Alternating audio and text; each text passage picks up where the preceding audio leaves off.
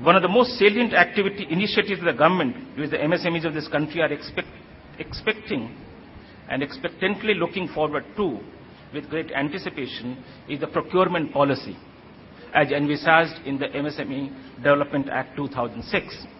I am glad to inform you that the policy is in its final stages and is awaiting consideration of the Union Cabinet. Once in place, the policy will ensure that all government departments and their PSUs mandatorily procure at least 20% of their purchases from MSMEs within the next 3 years.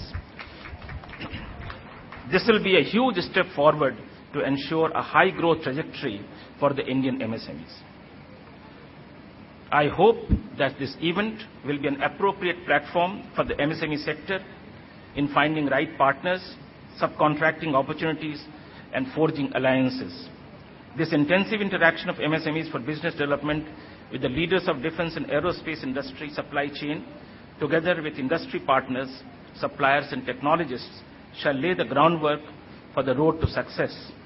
It is my hope and belief that producers and buyers of defense products from India and abroad will utilize the potential of Indian MSME sector by collaborating through entering into long-term business tie-ups for supply of products and components required for the defense production.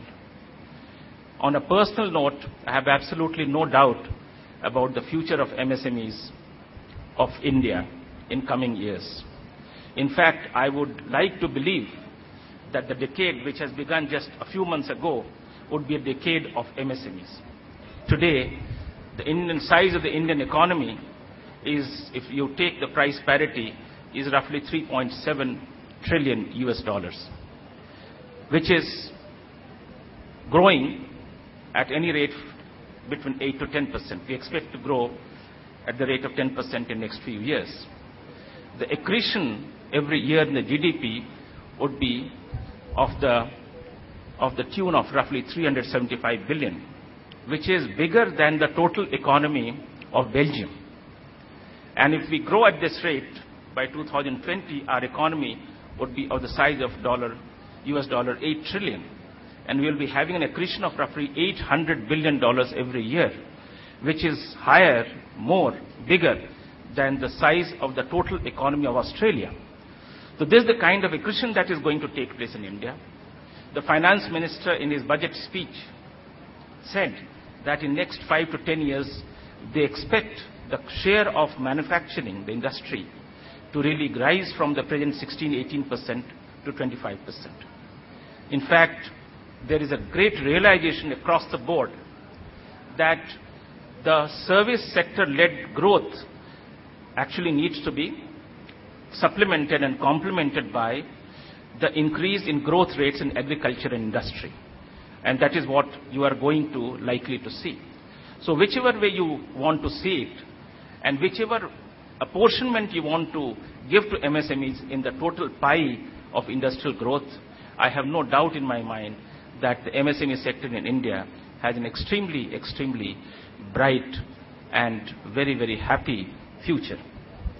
So I'm quite happy to be here, and I'm sure that this is just the beginning of a process.